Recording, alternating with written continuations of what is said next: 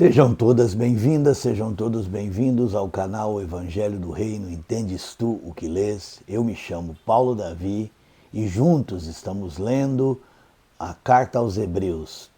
Hoje chegamos no capítulo 10, queremos aproveitar bem essa leitura e compartilhar com você aquilo que temos entendido, no nosso relacionamento com Deus sobre a sua palavra. Vamos começar aqui Hebreus capítulo 10. Mas antes de começarmos, se você ainda não é inscrito no canal, inscreva-se, dê o seu joinha, acompanhe nossas publicações todo domingo às 10 horas da manhã, ajude-nos a divulgar esse canal. Hebreus capítulo 10, verso 1. Porque tendo a lei a sombra dos bens futuros e não a imagem exata das coisas, nunca pelos mesmos sacrifícios que continuamente se oferece cada ano, pode aperfeiçoar os que a ele se chegam. Interessante, o escritor de Hebreus, ele compara a lei, à sombra, apenas a sombra de realidades futuras. E essa é uma visão interessante, porque nós sabemos que no tempo que foi escrito o Novo Testamento, o mundo via as coisas, entendia as coisas a partir do pensamento grego. Inclusive, o próprio Novo Testamento foi escrito em grego koiné. E não é só o idioma, a língua na qual o Novo Testamento foi escrito, mas existe uma linguagem. Isso é muito importante quando a gente entende sobre isso, Então, existe um linguajar, existe um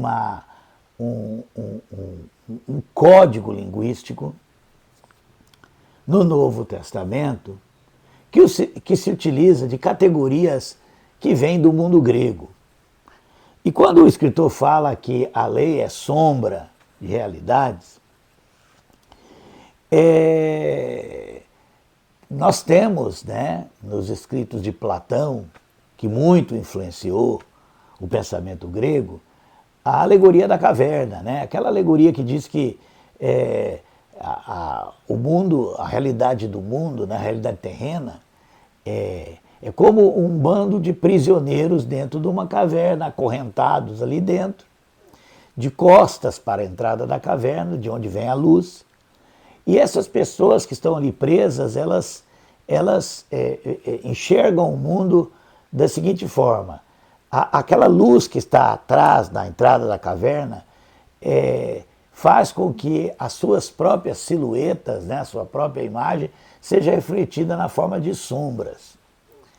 E então, com isso, Platão estava falando sobre aquilo que nós enxergamos, aquilo que nós entendemos do mundo, que são apenas sombra, porque estamos de costa para a luz, para a realidade.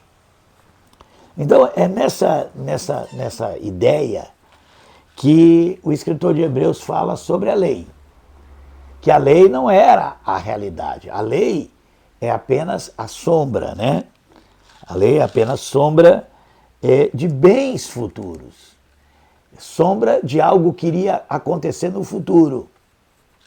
Isso faz muito sentido aqui, vamos ver. E não a imagem exata das coisas. E aí ele explica por quê, Nunca pelos mesmos sacrifícios, que continuamente se oferece cada ano, pode aperfeiçoar os que a eles se chegam. Falando sobre aquele sacrifício que o sumo sacerdote oferecia uma vez por ano, E todos os sacrifícios que eram apresentados na velha aliança. Continuando. De outra maneira, teriam deixado de se oferecer, porque purificados, uma vez os ministrantes, nunca mais teriam consciência de pecado. Então, o texto está falando exatamente sobre isso, consciência de pecado. Aqueles sacrifícios que eram oferecidos pelos pecados, eles não tinham como livrar aqueles que se serviam dessas oferendas da consciência do pecado.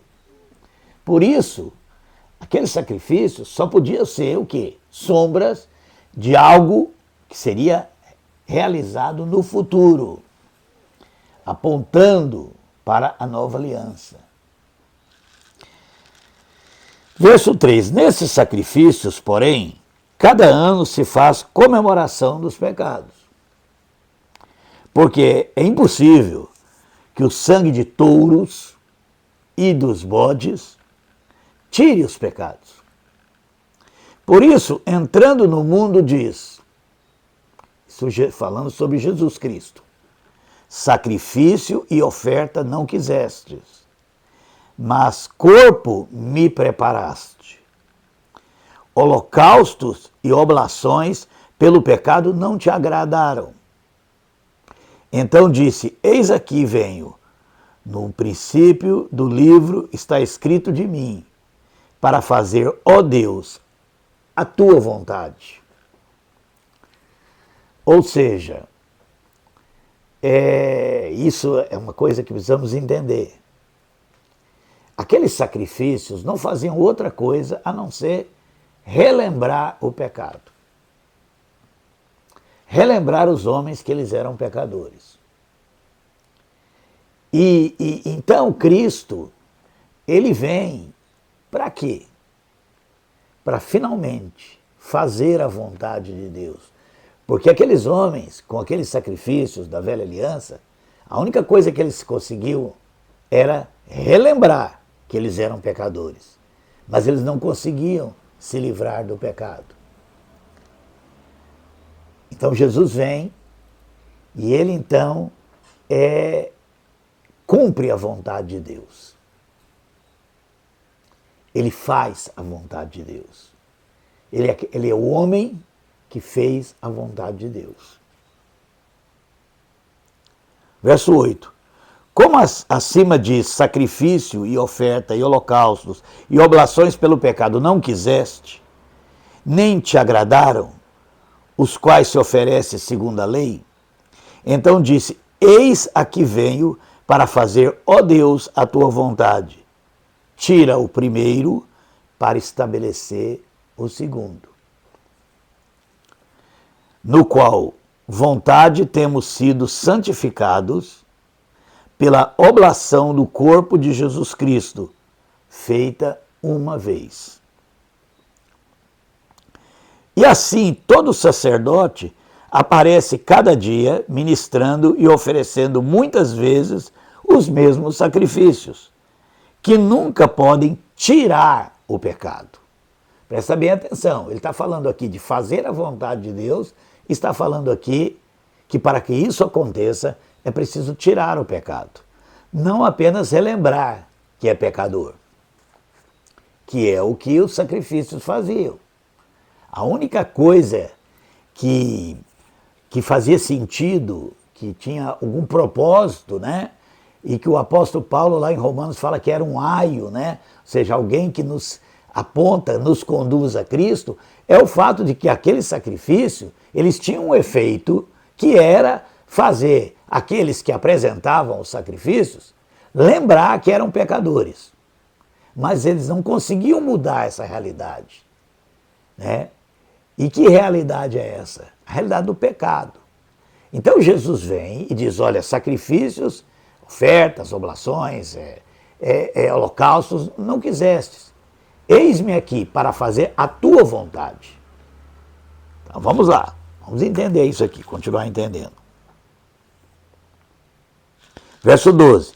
Mas este havendo oferecido para sempre um único sacrifício pelos pecados, e esse sacrifício ele é diferente, porque ele tem, e nós vamos ver por que ele é diferente, né? Ele tem poder de tirar o pecado, e nós vamos entender como.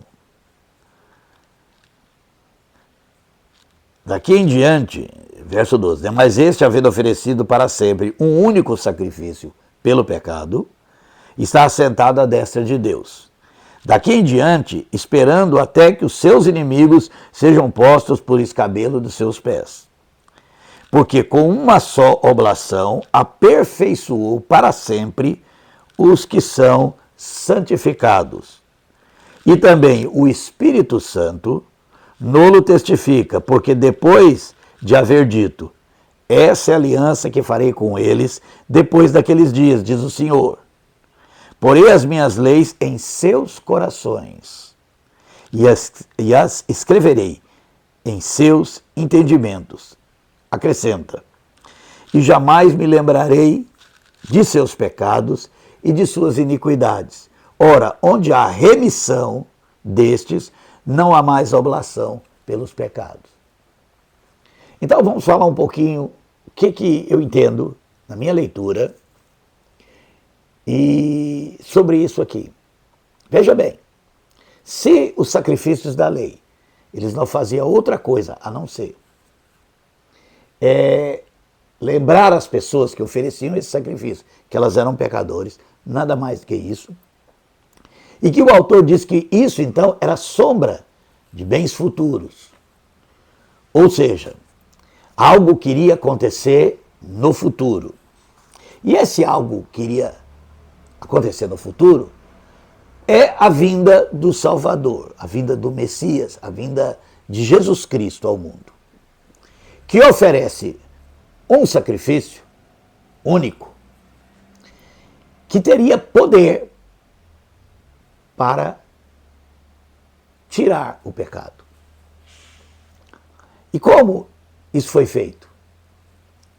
Primeiramente, o sacrifício de Cristo manifesta o perdão de Deus pelos pecados da humanidade. É um sacrifício perfeito e único, porque ele é o testemunho de que Deus nos perdoa em Cristo Jesus. Além de ser esse perfeito sacrifício que nos concede perdão, e esse perdão é muito importante no Evangelho, porque ele é a própria essência do Evangelho. O Evangelho começa com o perdão de Deus. O Evangelho é uma iniciativa de Deus. Ele não começa com nada que o homem possa fazer. Não é como a velha aliança que os homens levavam aqueles animais para serem apresentados no lugar deles, pelos pecados deles, e que isso não fazia outra coisa a não ser lembrá-los que eles eram pecadores. E quando eles vinham uma outra vez, isso mostrava que essa era uma situação que não mudava. Então eles apresentavam aqueles sacrifícios, e aqueles sacrifícios apenas traziam a memória deles serem pecadores. Mas o sacrifício de Cristo traz a memória de que Deus nos perdoa. Essa é a grande diferença. Se os sacrifícios da lei, ordenados pela lei de Moisés, não fazia outra coisa a não ser trazer à memória o fato de nós sermos pecadores, o sacrifício de Cristo nos revela que Deus perdoa os homens em Cristo Jesus. E é por isso que o Evangelho, a nova aliança, começa com essa ação de Deus, né? É Deus que se torna homem e que se oferece em sacrifício. Um sacrifício esse que, não como muitos acreditam, né, que Deus exige um sacrifício para nos perdoar. Não. É um sacrifício que o próprio Deus faz para mostrar de forma clara, de forma definitiva, de que Ele nos perdoa em Cristo Jesus. Porque Ele, ao mandar seu Filho ao mundo, Ele já tinha nos perdoado. Na verdade, Ele nos perdoou antes da fundação do mundo. Porque quando Ele fez todas as coisas, Ele, com a sua onisciência, sabia que nós iríamos pecar. Portanto, o ato da criação já inclui o perdão de Deus. É por isso que em algum lugar, lá em Apocalipse, diz que o Cordeiro foi morto antes da fundação do mundo. Ou seja, que Deus nos perdoou antes de nós pecarmos. E que a lei só tinha esse propósito, de relembrar que nós éramos pecadores. Porque isso é muito importante, né? Então Jesus vem para nos fazer entender que Deus nos perdoou de antemão. É isso que o sacrifício de Cristo representa. Não uma exigência sanguinária de Deus, como se Deus tivesse que, para nos perdoar, que um sacrifício fosse feito. O sacrifício não é feito para nos perdoar. O sacrifício foi feito porque Deus já nos perdoou. E para mim isso é muito importante. É um ato de amor de Deus. E esse perdão, esse sim, tem poder de purificar os pecadores. Porque é o maior poder que existe. É a maior manifestação do amor, é o perdão. O perdão tem um papel importante na salvação do homem. Quando nós somos iluminados, nosso entendimento, somos iluminados. Nós que relembramos sempre da nossa condição de pecador, nós que já nos enxergamos como pecadores, como aquele, como diz o apóstolo Paulo, que não faz o bem que quer, mas sim o mal que não quer. Quando nós entendemos, por Cristo Jesus, que Deus nos perdoa nele, isso tem poder de nos livrar do pecado. Porque a grande corrente do pecado é a culpa. A culpa é aquilo que nos prende ao próprio pecado. É aquele círculo vicioso, né? Que nós não conseguimos nos libertar por causa da culpa. E essa culpa, nós somos livres dela pelo perdão. Vamos continuar. Verso 18 termina dizendo: onde há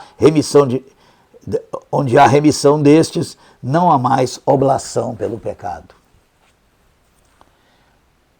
Onde o pecado foi perdoado, não há mais necessidade de nenhum sacrifício da nossa parte. Agora, verso 19. Tendo, pois, irmãos, ousadia para entrar no santuário, pelo sangue de Jesus. E aí que você vai começar a entender agora como nós somos santificados, como nós somos transformados a partir desse perdão. O perdão nos dá direito de entrarmos na presença de Deus. Se você voltar lá no texto do Velho Testamento, quando Adão pecou, a primeira consequência foi que eles, Adão e Eva, tiveram medo da presença de Deus. A culpa produziu medo, vergonha. Então, o pecado afastou o homem, a humanidade, representada por Adão e Eva, da presença de Deus.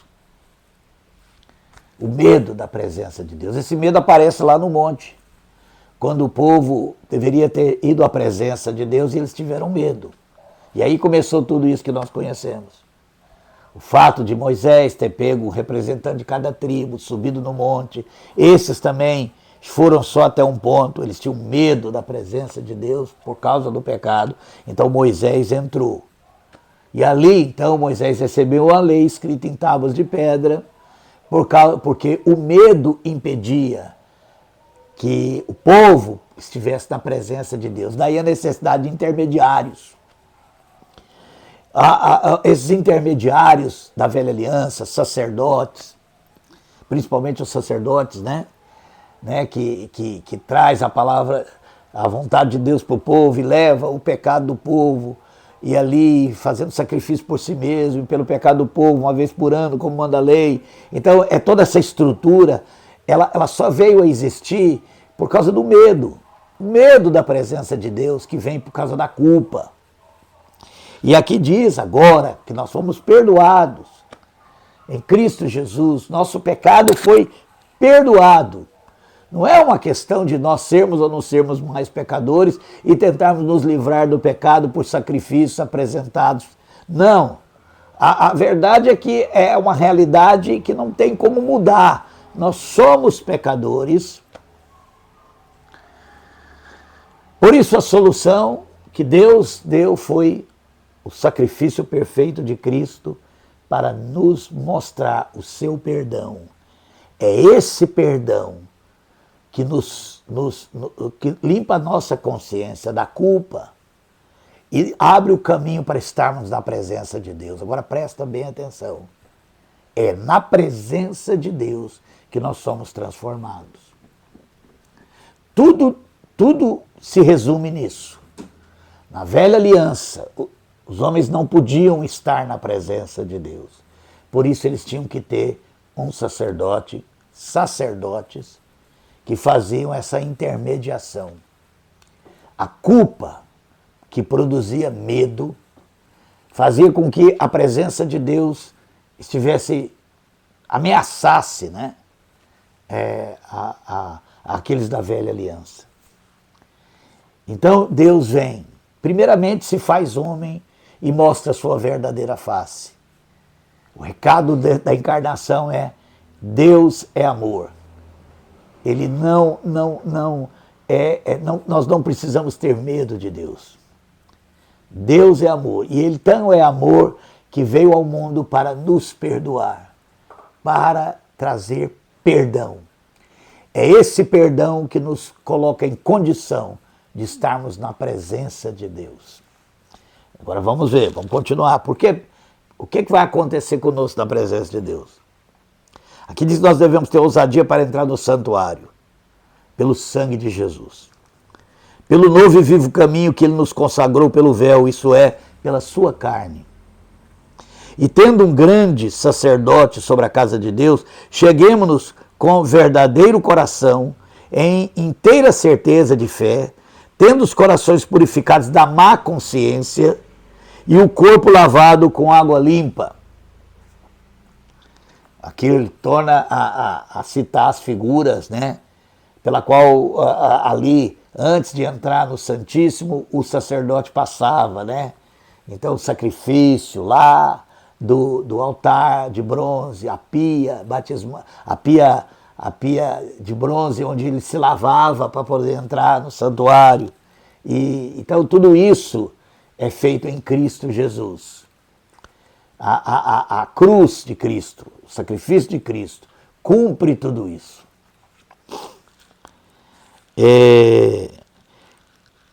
Cheguemos com verdadeiro coração e inteira certeza de fé, tendo os corações purificados da má consciência e o corpo lavado com água limpa. Que água limpa é essa? É a água da purificação da morte de Cristo. Tá? Retenhamos firmes a confissão da nossa esperança, porque fiel é o que prometeu. E consideremos-nos uns aos outros para nos estimularmos ao amor e às boas obras. Olha aqui a vontade de Deus para o homem. Nos estimularmos ao amor e às boas obras. Que boas obras são essas? As boas obras de amor. Essa é a lei de Cristo. Isso é a vontade de Deus para nós. Que nós façamos boas obras, que são as boas obras de amor. Porque o amor ao nosso próximo cumpre toda a lei. Essa é a grande verdade revelada do Novo Testamento. Então, todas aquelas leis para sacrifícios, no caso do pecado, só fazia com que os homens lembrassem que eram pecadores. E eles continuavam pecadores, continuavam egoístas, continuavam ferindo uns aos outros. Agora, com o perdão que nos foi dado em Cristo, nós podemos entrar na presença de Deus e conhecer a Deus, esse Deus que é amor. E assim, nós vamos fazendo a vontade de Deus, porque essa lei é escrita no nosso coração, essa lei de Cristo, que são as boas obras de amor, de serviço ao nosso próximo. E por isso ele diz aqui, não deixando a nossa congregação, porque ele fala para nós estimularmos uns aos outros nisso, não deixando a nossa congregação, como é costume de alguns, antes admoestemo-nos uns aos outros, estimulemos uns aos outros, né? Animemos uns aos outros, tanto mais quando vês que vai se aproximando aquele dia. Porque se pecarmos voluntariamente, depois de termos recebido o conhecimento da verdade, já não resta mais sacrifício pelos pecados, mas uma certa expectativa horrível de juízo e ardor de fogo que há de devorar os adversários. Quebrando alguém a lei de Moisés, morre sem misericórdia, só pela palavra de 2 ou 3 testemunhas. De quanto maior castigo cuidais vós, será julgado merecedor aquele que pisar o Filho de Deus e tiver por profano o sangue da aliança com quem foi santificado e fizer agravo ao Espírito da graça. Porque bem conheceis aquele que disse, minha vingança, eu darei a recompensa, diz o Senhor, e outra vez o Senhor julgará o seu povo. Horrenda coisa é cair nas mãos do Deus vivo. Lembrai-vos, porém, dos dias passados, em que depois de seres iluminados, suportastes grandes combates de aflição. Em parte fostes feitos espetáculos com vitupérios e tribulações, e em parte fostes participantes com os que assim foram tratados. Porque também vos compadecesse das minhas prisões e com alegria permitisse o roubo dos vossos bens, sabendo que em vós mesmos tendes nos céus uma possessão melhor e permanente. Não rejeiteis, pois, a vossa confiança, que tem grande e avultado galardão, porque necessitais de paciência para que, depois de haver feito a vontade de Deus, possais alcançar a promessa. Porque ainda um pouquinho de tempo, e o que há de vir virá, e não tardará. Mas o justo viverá da fé. E se ele recusar, a minha alma não tem prazer nele. Nós, porém, não somos daqueles que se retiram para a perdição, mas daqueles que creem para a conservação da alma. Eu quero terminar falando sobre isso aqui. Aqui ele começa a falar no verso 26, porque se pecarmos voluntariamente. Ele torna de volta a falar sobre o pecado, porque se nós compreendemos que nós já fomos perdoados, nossa consciência foi purificada, temos acesso à presença de Deus, e nessa presença de Deus nós somos transformados pelo amor de Deus. Porque nós precisamos ter em mente que o escritor de Hebreus, ele compreende que a lei de Cristo é a lei do amor ao próximo, do servir ao próximo. E aqui ele fala do perigo de nós perdermos essa visão. O escritor de Hebreus vem mostrando que havia uma tendência naqueles dias em da fé cristã voltar a ser um conjunto de rituais. Rituais esses que não faz outra coisa a não ser lembrar as pessoas que elas são pecadoras, mas que não tinha nenhum proveito em transformar. Por quê? Porque a nossa transformação está na presença de Deus. Lembra quando Jesus diz, olha, quando você orar, entra no teu quarto em secreto. É ali, na presença de Deus, que Deus coloca em nosso coração o seu amor. E a vontade de Deus é que nós amemos uns aos outros, que nós servemos as pessoas, que nós socorremos os aflitos, que nós levemos essa palavra, essas boas novas de perdão a todos aqueles que ainda vivem no pecado. Mas o escritor de Hebreus fala de um perigo, de nós voltarmos a um conjunto de práticas, um culto que não faz outra coisa a não ser relembrar que nós somos pecadores, e um conjunto de ritos que não fazem outra coisa a não ser comemorar isso, que ele usa essa expressão, sendo que o grande objetivo de nós nos reunirmos, de nós entrarmos no nosso quarto, de nós pegarmos a nossa Bíblia para ler, é entrar na presença de Deus. Porque é ali que nós somos transformados. Porque se nós perdemos essa visão de que tudo foi feito para entrarmos na presença de Deus e sermos transformados e praticarmos as boas obras de amor, ou seja, se nós voltarmos ao pecado, se nós continuarmos a nos ferir uns aos outros, se nós continuarmos a disputar uns com os outros, então não resta para nós esperança. E nós vamos permanecer nessa condenação do pecado. Que Deus nos abençoe, que Deus possa ter aberto o nosso entendimento e saber qual que é o propósito de Deus.